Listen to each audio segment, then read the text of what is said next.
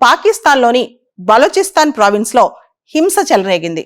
బలోచిస్తాన్ ప్రావిన్స్లోని ముసాఖిల్ అనే జిల్లాలో 23 మంది అసాసినేషన్ గురయ్యారు.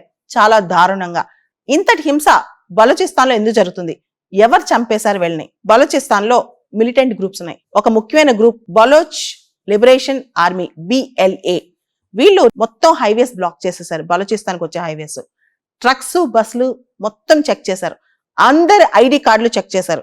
ఎవరైతే లోకల్ పీపుల్ కాదో, ఎవరైతే బలోచీస్ కాదో వాళ్ళని హతమార్చారు. ఎక్కువగా పంజాబీస్, పాకిస్తాన్ సైడ్ పంజాబీస్, పాకిస్తాన్ సైడ్ సింధీస్ ఉన్నారంటే మేజర్గా పంజాబీస్ ఎక్కువ ఉన్నారు. వాళ్ళని చంపేశారనమాట.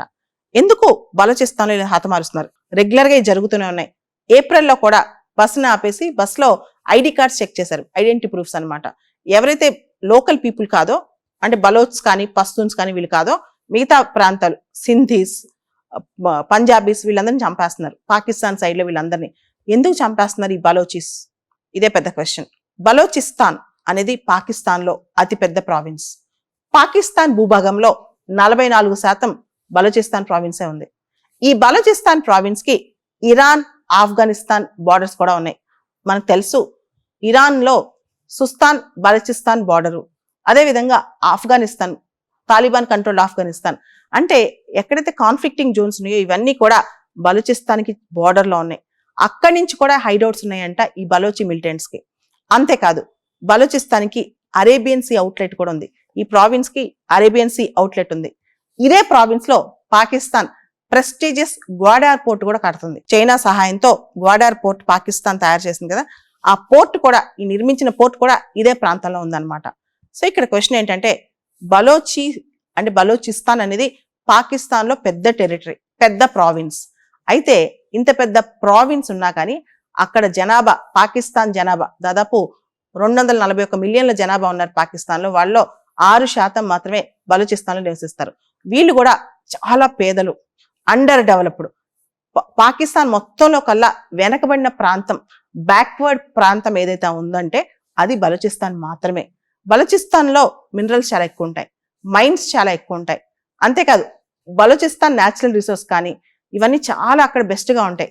అయితే బలోచిస్తాన్ లో ఉన్న రిసోర్సెస్ పాకిస్తాన్ డెవలప్మెంట్ కి వాడుతున్నారు. పాకిస్తాన్ లో మిగతా ప్రాంతాలు అభివృద్ధి చెందడానికి వాడుతున్నారు. బలోచిస్తాన్ మాత్రం డెవలప్ అవ్వట్లేదు. ఇదే బలోచిస్తాన్ వాళ్ళ గోల. అంతేకాదు బలోచి మిలిటెంట్స్ ప్రకారం ఇక్కడ గ్వాడార్ పోర్ట్ తో పాటు ఇంటర్నేషనల్ ఎయిర్పోర్ట్ కూడా కట్టేస్తున్నారు. చైనా వాళ్ళు, కెనడా వాళ్ళు ఇక్కడికి వచ్చి పెట్టుబడులు పెడుతున్నారు. సో ఇప్పటి వరకు ఎక్కువగా బలోచి మిలిటెంట్స్ సెక్యూరిటీ ఫోర్సెస్ ని, గవర్నమెంట్ ఫోర్సెస్ ని, గవర్నమెంట్ ఇన్స్టాలేషన్స్ ని, గవర్నమెంట్ ఇన్స్టిట్యూషన్స్ ని అటాక్ చేసేవాళ్ళు. పాకిస్తాన్ ఆర్మీని అటాక్ చేసేవాళ్ళు. ఈ మధ్య కాలంలో చైనీస్ నేషనల్స్ అటాక్ చేస్తున్నారు, కెనడియన్ నేషనల్స్ అటాక్ చేస్తున్నారు. ఎందుకంటే వీళ్ళకి ఇక్కడ ఏం పని? మా మైనింగ్ రిసోర్సెస్ వీళ్ళకెందుకు, మా మినరల్స్ రిసోర్సెస్ వీళ్ళకెందుకు, మా న్యాచురల్ గ్యాస్, మా ఆయిల్ రిసోర్సెస్ వీళ్ళకెందుకు? ఇదే వాళ్ళ గొడవ అంతా. బలోచిస్తాన్ లో ఆయిల్, గ్యాస్, మైన్స్, మినరల్స్ ఇవన్నీ ఎక్కువ. వీటితోనే పాకిస్తాన్ చాలా వరకు సర్వైవ్ అవుతుంది. కానీ బలోచిస్తాన్ మాత్రం డెవలప్ అవ్వట్లేదు. కొన్ని శతాబ్దాల నుంచి కూడా బలోచిస్తాన్కి ఒకటే సమస్య. మేము బలోచిస్, అంటే అక్కడ బలోచిస్ తర్వాత పస్తూన్స్ ఎక్కువ ఉంటారు. మేము బలోచిస్, మాకు ప్రత్యేకమైన రికగ్నిషన్ ఉండాలి. 1948 పాకిస్తాన్కి ఎప్పుడైతే బ్రిటిష్ ప్రభుత్వం నుంచి ఇండిపెండెన్స్ వచ్చిందో, బ్రిటిష్ ఎంపైర్ నుంచి ఇండిపెండెన్స్ వచ్చిందో, అప్పటి నుంచి కూడా బలోచిస్తాన్ మాకు ఇండిపెండెన్స్ కావాలి, మమ్మల్ని సపరేట్ గా చూడాలని కొంతమంది అడుగుతున్నారు. కొంతమంది ఏమో మాకు స్వయం ప్రతిపత్తి ఇవ్వాలి, అటానమీ ఇవ్వాలని అడుగుతున్నారు. మొత్తానికి అక్కడ కంటిన్యూస్ గా 1948 నుంచి ఇప్పటి వరకు కూడా కంటిన్యూస్ గా హింస చెలరేగుతుంది.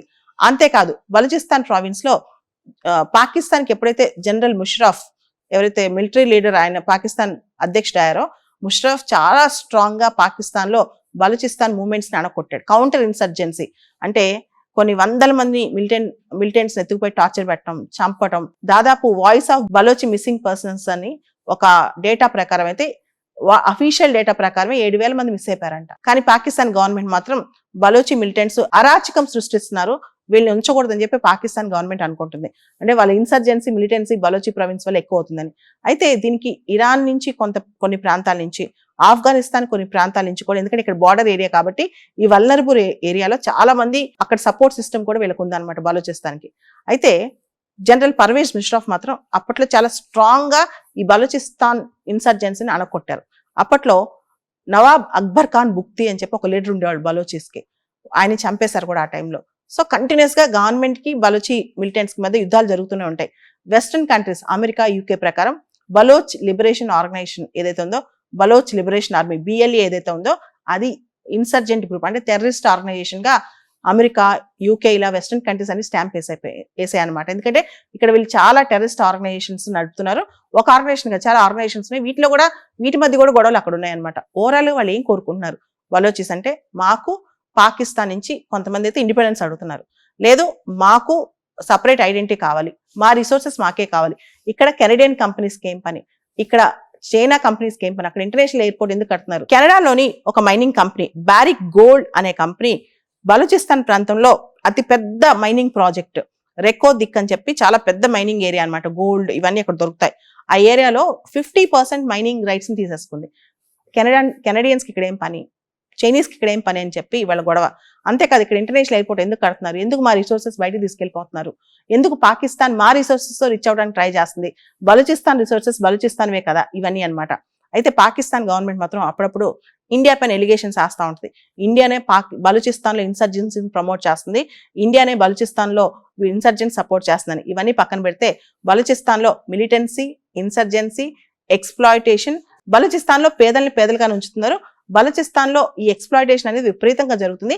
హ్యూమన్ రైట్స్ వయలేషన్స్, మానవ హక్కుల ఉల్లంఘనలు కూడా బలూచిస్తాన్ లో చాలా ఎక్కువ జరుగుతున్నాయి. ఒక పక్క బలోచి మిలిటెంట్స్, ఇంకో పక్క పాకిస్తాన్ మిలిటరీ గ్రూప్స్, ఇవన్నీ కూడా ఫైటింగ్ అక్కడ విపరీతంగా జరుగుతుందని అర్థమవుతుంది. And Balochi militants Pakistan military groups నే కాదు సివిలియన్స్ అటాక్ చేస్తున్నారు. అంటే బలోచీస్ కాకుండా మిగతా సివిలియన్స్ అటాక్ చేస్తున్నారు. అంతేకాదు వీళ్ళు కెనడియన్ అఫీషియల్స్ ని, చైనీస్ అఫీషియల్స్ ని కూడా టార్గెట్ చేసి చంపుతున్నారు.